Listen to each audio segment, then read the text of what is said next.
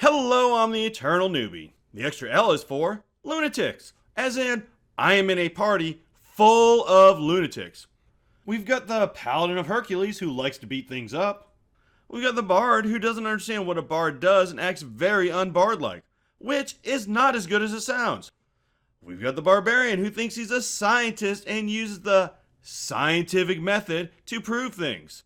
The Cleric of Ilmater, who's probably the most normal of us, if worshipping pain is normal, and the Gnome Rogue, who's just looking for a god to worship in all the wrong places. There are a few other party members, but they seem normal, at least compared to these people. Then there's me. Actually, I'm one of the characters I already talked about. Can you guess which one? I'll tell you at the end of the video. See, we do fun, interactive stuff here. Before story time, business time.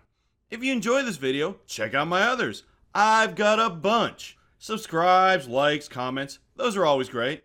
Also, maybe hit that little bell notification button so you don't miss a video. And finally, I've got a Discord and a second channel where I talk about video games. Links are in the description. Check them out if you'd like. We're playing through Storm King's Thunder and just starting out. We've already cleared the town and now are in the process of saving some villagers from a cave. Our quirks are just starting to show themselves. For example, the Bard woke up a black pudding by throwing a crowbar at its nook. Our Barbarian, not to be outdone, attacks said black pudding with his greatsword and splits it in twain. Okay, that's not so bad. He didn't know that was going to happen. I should maybe give the guy a break. It's not like he did it again. Until his next turn, that is, when he does it again, saying the scientific method shows that an experiment has to be repeatable. So now we have 3 puddings. Yay! Luckily we handled them, but the Barbarian sees nothing wrong. The attack made his sword much less effective, but he says it's a small price to pay to further science. Not smart, but then again, no one expects a smart Barbarian. Not long afterwards, the Paladin and Bard get into it. The Bard is an interesting player. He's quite new and doesn't understand everything, which is to be expected, but in the 3 sessions we played, he's said, "That's what my character would do," multiple times.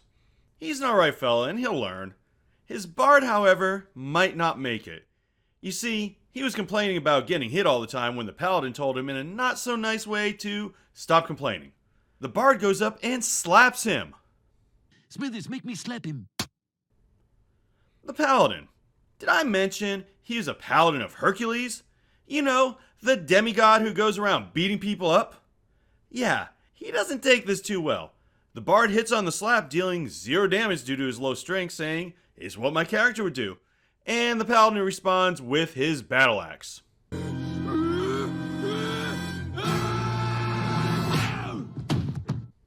If you're thinking the Paladin sounds like me, good guess. You're wrong, but good guess. I did base hack and slash on one of his characters, so I can see where you'd get that. This wasn't the last time he would beat down a party member this session. You see, during the battles in this cave, we took a lot of damage, especially the Bard, because though he's a lore Bard, he's not sure what he's doing, so he was often in front of the frontline people. We're a pretty frontline heavy party, but sure enough, the Bard wants to be up there. We did have a cleric though, called Bug. Bug, as a life cleric, pretty much kept us alive. This caused the rogue, who was very impressionable, to take him for a god. The cleric was cool with this. The Paladin, not so much. Back in town with the rescued villagers, the Paladin is extolling his god as Paladins do. The rogue is extolling his god, Bug. He tells the Paladin, "I've never seen Hercules in action, but I have seen the mighty Bug." What's a hot-headed Paladin of Hercules to do? Why, engage the rogue in lively spiritual debate, of course. No, just joking. He starts beating the rogue.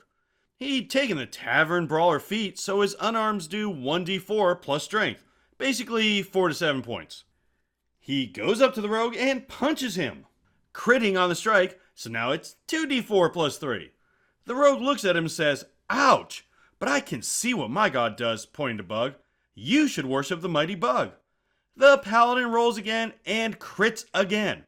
This time, determined to show Hercules' might, he smites. It's now 2d4 plus 3 plus 48. Yes, that is 2 crits in a row. Seems to me that's a sign of Hercules. The rogue, however, isn't taking it. He's almost down, but he's not giving in.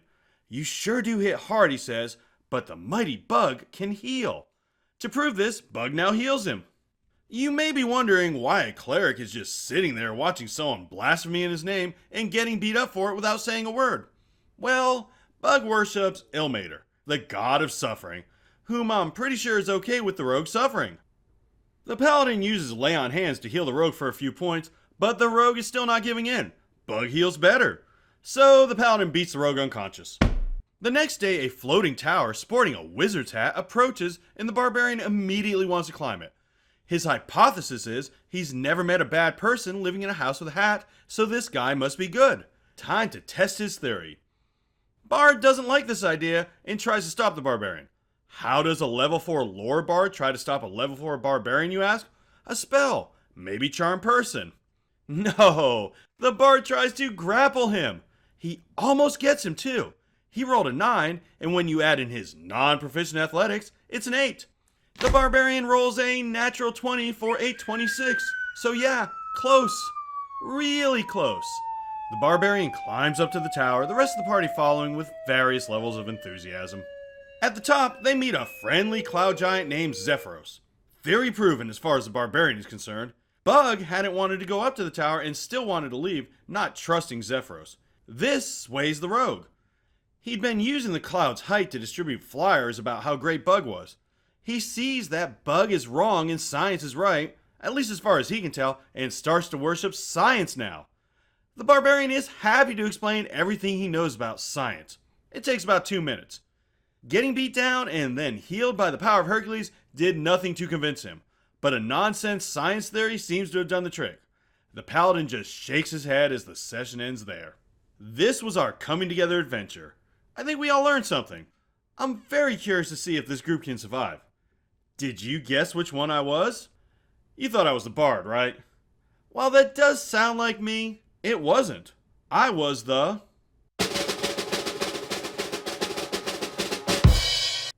Yes, I was the science-loving barbarian. This is a good group. Interesting characters all around. I like the paladin's violence sells everything attitude. I like how the rogue stood fast in the face of overwhelming evidence, then changes his mind for the flimsiest of reasons. I like how the bard does everything the hard way, though I am betting as he learns the game, that unfortunately will change. Most of all, I like how this game is showing me that old D&D adage. Interesting characters are more fun than maxed out ones. I am really looking forward to see what happens next. Do you have a group that, like this, is just nutty as can be? Let me know in the comments. If you get that itch, check out the Discord or the other channel. Thanks for watching, and as always, play your character. Don't let your character play you.